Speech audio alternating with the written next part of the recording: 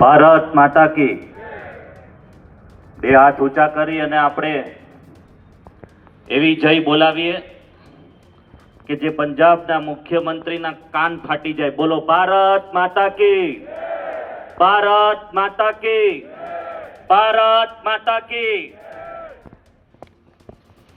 વિસાવદર વિધાનસભાની આ પેટા ચૂંટણીના નામાંકન પત્ર દરમિયાન આયોજિત આ વિજય સંકલ્પ સભામાં ઉપસ્થિત ગુજરાત સરકારના મૃદુ અને મક્કમ દરેક નાના મોટા કાર્યોમાં આપને મદદરૂપ થનાર સંવેદનશીલ મુખ્યમંત્રી આદરણીય શ્રી ભૂપેન્દ્રભાઈ પટેલ સાહેબ, ગુજરાત પ્રદેશ ભારતીય જનતા પાર્ટીના મહામંત્રી આદરણીય શ્રી વિનોદભાઈ ચાવડા સાહેબ, આપણા પ્રભારી મંત્રી આદરણીય શ્રી રાઘવજીભાઈ પટેલ સાહેબ, ગુજરાત સરકારના કેબિનેટ સિંચાઈ મંત્રી આદરણીય શ્રી કુંવરજીભાઈ બાવળિયા, જેમને આ સીટની જવાબદારી સોંપવામાં આવી છે એવા જામકંડોળના જેતપુર મત વિસ્તારના લોકપ્રિય ધારાસભ્ય સ્વર્ગસ્થ વિઠ્ઠલભાઈ રાદડિયાના સુપુત્ર આદરણીય શ્રી જયેશભાઈ રાદડિયા, આપણા મત વિસ્તારના લોકપ્રિય સાંસદ આદરણીય શ્રી રાજેશભાઈ ચુડાસમા, આપણા મત વિસ્તારના પૂર્વ ધારાસભ્ય પૂર્વ મંત્રી 2002 થી 2012 સુધી જેમને અનેક વિકાસના કામો આજે પણ ગણી શકાય એવા કર્યા છે એવા વડીલ મુરબ્બી આદરણીય શ્રી કનુભાઈ ભાલાડા સાહેબ, પૂર્વ ધારાસભ્ય મારા મોટા ભાઈ સમાન આદરણીય શ્રી હર્ષદભાઈ રીબડિયા, એવા જ પૂર્વ ધારાસભ્ય ભાઈ શ્રી ભૂપતભાઈ ભાયાણી, અહીંયા મંચ પર બિરાજમાન તમામ ઉપસ્થિત ધારાસભ્યશ્રીઓ, સંગઠનના પદાધિકારીશ્રીઓ અને આ આશીર્વાદ આપવા માટે ગામડે ગામડેથી પધારેલ વડીલો, યુવાન દોસ્તો, માતાઓ તથા બહેનો, આપ સૌનું આ સભામાં હાર્દિક સ્વાગત કરું છું. 87 વિસાવદર વિધાનસભામાં જ્યારે ઉમેદવાર તરીકે મને ભારતીય જનતા પાર્ટીએ તક આપી છે ત્યારે હું શીર્ષ નેતૃત્વનો પણ ખૂબ ખૂબ આભાર માનું છું. 2017ની વિધાનસભામાં હું ચૂંટણી લડ્યો. આપણા મત વિસ્તારના જનતા જનાર્દને જે નિર્ણય કર્યો હોય આમ છતાં પણ હું નિરાશ થયા વિના વિસાવદર વિધાનસભાના ભેસાણ, વિસાવદર અને જુનાગઢ ગ્રામ્યના પ્રશ્નોના નિરાકરણ માટે સતત પ્રયત્નશીલ રહ્યો છું. હું અહીંથી ચૂંટણી લડ્યો હતો એટલે આ મારો વિસ્તાર સમજી અને એક ધારાસભ્ય તરીકેની નૈતિક ફરજ જેટલી જ હોય એટલી જ ફરજ 2017 થી હું આજ દિન સુધી નિભાવી છે. છેલ્લા 8 વર્ષના દરમિયાન આપણા વિસ્તારના કોઈ પણ પ્રશ્નો હોય, વિસ્તારના વિકાસની બાબતને લગતા કોઈ પણ પ્રશ્નો હોય, વેપારીઓ કે ખેત મજદૂરને લગતી સમસ્યાઓ હોય, મારા સુધી જે બાબત પહોંચી છે એ કામ કરવાના મેં પ્રયત્ન કર્યા છે.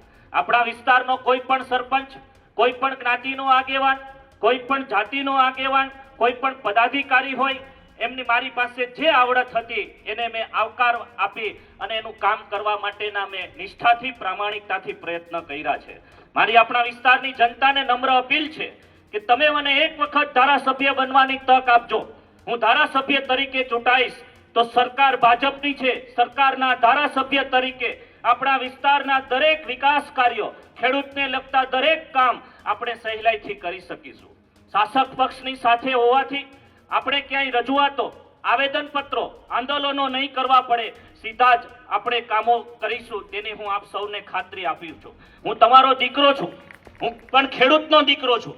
જ્યારથી મેં જુનાગઢ જિલ્લા સહકારી બેંકના ચેરમેન તરીકેની મને જવાબદારી આપી ત્યારે મેં જે સહકારી ક્ષેત્રે ઇલીગલ એક્ટિવિટીઝ થતી હતી એને બહાર લાવી અને ખેડૂતોનું શોષણ ન થાય, ભ્રષ્ટાચાર જેને કર્યો છે મંત્રીઓને જેલ ભેગા કરવાનું કામ કિરીટ પટેલે કર્યું છે.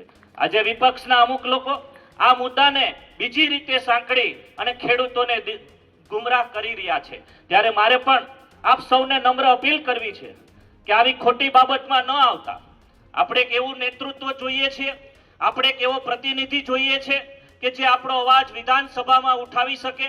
અને મારી પાસે માત્ર ને માત્ર હવે 800 દિવસ છે. હું અહીંયા ઉપસ્થિત અને ગેરહાજર હોય એવા તમામ મતદાર ભાઈઓને, બહેનોને અપીલ કરું છું અને વિશ્વાસ અપાવું છું કે 800 દિવસ આગામી ચૂંટણી ન આવે ત્યાં સુધી 800 દિવસ રાત દિવસ હું તમારા માટે કામ કરીશ. હું તમારા દરેક ગામની 157 આપણા મત વિસ્તારના ગામ છે. આ દરેક ગામે ગામથી હું પરિચિત છું. દરેક ગામે ગામ હું આગેવાનને ઓળખું છું. દરેક ગામે ગામ શું નાના મોટા પ્રશ્નો છે એની મને ખબર પણ છે. એ પ્રશ્નોને મેં નિરાકરણ કરવા માટેની કોશિશ પણ કરી છે અને ધારાસભ્ય તરીકે ચૂંટાઈશ તો આપ એનાથી પણ વધારે કોશિશ કરીશ એનો હું તમને વિશ્વાસ અપાવું છું. આપણે વિકાસની રાજનીતિ તરફ જવાનું છે. તમે મને હા કે નામાં જવાબ આપો. આપણે સૌની યોજનાનું પાણી વિસાવદર મત વિસ્તારમાં પહોંચાડવું છે. આપણે સૌની યોજનાનું પાણી વિસાવદર મત વિસ્તારમાં પહોંચાડવું છે. આપણે સારામાં સારી હોસ્પિટલ બનાવવી છે. આપણે જંગલને લગતા જે કાંઈ પ્રશ્નો છે એનું નિરાકરણ લાવવું છે. જોશથી બોલો. આપણે જે કાંઈ પ્રશ્નો છે એનું નિરાકરણ લાવવું છે. આના માટે આપણે ભારતીય જનતા પાર્ટીના કમળના મત સિમ્બોલ ઉપર ચૂંટાયેલ ધારાસભ્ય હશે તો સરકાર સાથે સંકલન કરી અને આ તમામ કામો પૂરા થાય એના માટેની હું કોશિશ કરીશ. અહીંયા માનનીય મુખ્યમંત્રી શ્રી જ્યારે ઉપસ્થિત અહીંયા છે ત્યારે મારા મત વિસ્તારના તમામ આગેવાનો અને અહીંયા ઉપસ્થિત ખેડૂત ભાઈઓને કહેતા આનંદ થાય છે કે મારે તો ચૂંટણી લડવાનું કાલે રાત્રે નક્કી થયું, મને પાર્ટીએ કહ્યું, પરંતુ એના 4 મહિના પહેલા અમે 22 ગામના સરપંચો વિસાવદર તાલુકાના માનનીય મુખ્યમંત્રી શ્રી અને વન મંત્રી શ્રીને મળી અને અમારા 13 ગામડા જે પ્રોટેક્ટેડ ફોરેસ્ટ એરિયામાં છે એ દૂર કરવાનો નિર્ણય 2 દિવસ પહેલા જ માનનીય મુખ્યમંત્રી શ્રીએ કર્યો છે. આ કોઈ નાની સૂની વાત નથી. 1980 થી લટકતો આ પ્રશ્ન હતો. એને આજે માનનીય મુખ્યમંત્રી શ્રી દ્વારા 2 દિવસ પહેલા નિરાકરણ કરી સુપ્રીમ કોર્ટમાં એફિડેવિટ કરી અને આનું કાયમી નિરાકરણ થાય એના માટેના પ્રશ્નોનું નિરાકરણ કરેલ છે. આગામી દિવસોમાં આપણે ગેરમાર્ગે દોરશે. હું અહીંયા ઉપસ્થિત તમામ મતદાર ભાઈઓને કહેવા માંગુ છું કે મનમાં સંકલ્પ કરવાનો સમય આવી ગયો છે. ગામડે ગામડે વાત કરવાનો સમય આવી ગયો છે કે આવેદન પત્ર આપનાર ધારાસભ્ય જોઈએ છે કે ચિઠ્ઠી લખી અને મુખ્યમંત્રી શ્રી અને મંત્રી શ્રી પાસેથી કામ કરનાર ધારાસભ્ય જોઈએ છે. આપણે આવેદન પત્ર આપી ખોટા વિડીયો બનાવી અને છાપામાં આવી જાય એવા ધારાસભ્યોની જરૂર નથી. આપણે એવો પ્રતિનિધિ ચૂંટાવવો પડે. આપણે એ સરકારમાં રહેવું પડે. એ દિશામાં આગળ વધવું પડે કે આપણા પ્રશ્નોનું યોગ્ય જગ્યાએ રજૂઆત કરી એનો કાયમી નિકાલ થાય એ માટેના આપણે પ્રયત્નો કરવા પડે. આજે આપ જોઈ રહ્યા છો ત્યારે 2 પાર્ટી, કોંગ્રેસ પાર્ટી હોય કે આમ આદમી પાર્ટી હોય, આ બધાની શું વર્તણૂક છે. હમણાં જેમ ભાલાળા સાહેબે કહ્યું એમ કે મન ફાવે તેમ બોલવું. તમે મને કહો. આપણે અહીંયા ઉપસ્થિત અને આપણે તમામ મતદાર ભાઈઓ બહેનો અહીંયા ઉપસ્થિત ભારતીય જનતા પાર્ટીના સનિષ્ઠ કાર્યકર્તાઓ શું આપણે મોહમ્મદ ગજનીની ઓલાદ છીએ? શું આપણે મોહમ્મદ ગજનીના વારસદારો છીએ? આનો જવાબ આગામી 19 તારીખે મતપેટીમાં તમારે આપવો પડે. કમળના બટન ઉપર નિશાન દબાવી અને ભારતીય જનતા પાર્ટીના ઉમેદવાર તરીકે જ્યારે મને તક આપી છે ત્યારે આપણે સૌએ વિકાસની રાજનીતિમાં આગળ વધીએ. 14 વર્ષે તો રાજા રામનો પણ વનવાસ પૂરો થયો. 2012 થી લઈ અને આજે 2025 સુધી ચાલે છે. કોઈને કોઈ કારણોસર આપણે વિકાસથી દૂર રહ્યા છીએ. આપણે વંચિત રહ્યા છીએ. આપણા ઘણા બધા પ્રશ્નો હજુ આપણે દૂર કરવાના છે અને અશક્ય આ દુનિયામાં કંઈ હોતું નથી. હું અહીંયા ઉપસ્થિત અને ગેરહાજર હોય એવા તમામ 3 તાલુકાના મતદાર ભાઈઓ બહેનોને અપીલ કરવા માંગુ છું અને વિશ્વાસ અપાવવા માંગુ છું કે ભલે 2012 થી આપણું પ્રતિનિધિત્વ ભારતીય જનતા પાર્ટીનું નથી, પરંતુ એ 14 વર્ષના કામ આગામી 800 દિવસમાં પૂર્ણ કરવાની જાહેરમાં હું શપથ લઉં છું. તમામ કામો આપણે પૂરા કરીશું. રાત દિવસ કામ કરીશું. જનજનની સમસ્યા જે કાંઈ હોય એ ગમે તે જ્ઞાતિનો માણસ હોય, 18 વર્ણને સાથે રાખી જ્ઞાતિ જાતિવાદની રાજનીતિને દૂર કરી અને કાયમી રાજનીતિને પ્રસ્થાપિત આપણે આગામી દિવસોમાં તમારા સાથ અને સહકારથી કરવી છે. જે સનાતન હિન્દુ ધર્મની પરંપરાઓમાં આપણે જે ઉછરેલા છીએ, આપણી આ પરંપરા એ આપણી આસ્થાનું કેન્દ્ર છે. એમની વિરુદ્ધ જે નિવેદનો આપે, ભગવત ગીતાને જે અપમાન કરે, હિન્દુ ધર્મ વિરુદ્ધ મન ફાવે તેવા બફાટ કરે એવા લોકોની આપણા વિસ્તારમાં ક્યારેય જરૂર નથી. હિન્દુ સંસ્કૃતિ એ આપણી સંસ્કૃતિનું ધર્મ છે અને ધર્મની સામે જ્યારે અધર્મની વાતો કરનારા હોય એનો જવાબ વિડીયો બનાવી કે બોલીને નથી આપવાનો. એનો જવાબ કમળના નિશાન ઉપર બટન દબાવી અને 19 તારીખે આપવાનો છે. ગામડે ગામડે આપણે જઈએ છીએ ત્યારે ખોટા મુદ્દાઓ રજૂ કરવા, ક્યાંક ગયા હોય અને પાણીનો ખાડો હોય તો પાણીના ખાડાનો વિડીયો બનાવી સોશિયલ મીડિયામાં મૂકો કે સરકારમાં આ પાણી રોડ રસ્તામાં પાણી ભરાયેલું છે. અરે કોઈ પણ સમસ્યા હોય એને દૂર કરતા સમય લાગે. આપણે કામો જે કર્યા છે, દાખલા તરીકે પ્રોટેક્ટેડ ફોરેસ્ટ એરિયાના 13 ગામોને જે દૂર કર્યા છે એ છેલ્લા 5 મહિનાથી માનનીય મુખ્યમંત્રી શ્રીના નેતૃત્વ હેઠળ સરકાર કામ કરતી હતી.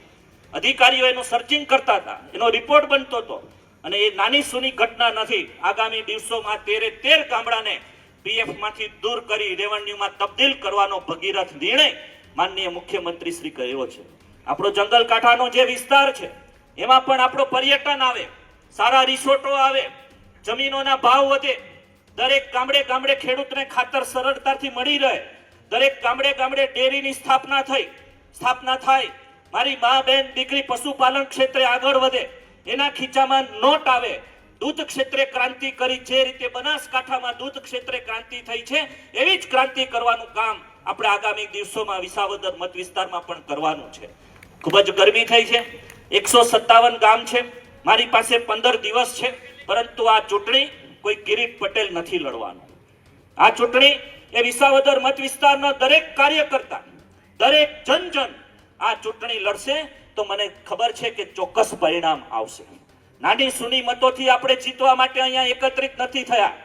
આપણે 35,000 થી પણ વધારે મતથી વિજય મેળવવાનો છે અને આ વિજય તાલી પાડવાથી નહીં મળે, આ વિજય ભારત માતાની જય બોલાવવાથી પણ નહીં મળે.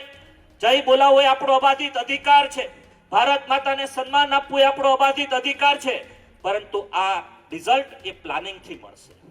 મારી અહીંયા ઉપસ્થિત તમામ કાર્યકર્તાઓને પણ નમ્ર અપીલ છે કે આપણે આપણું પોતાનું ગામ પકડવાનું છે, ગામે ગામ બૂથ પકડવાના છે,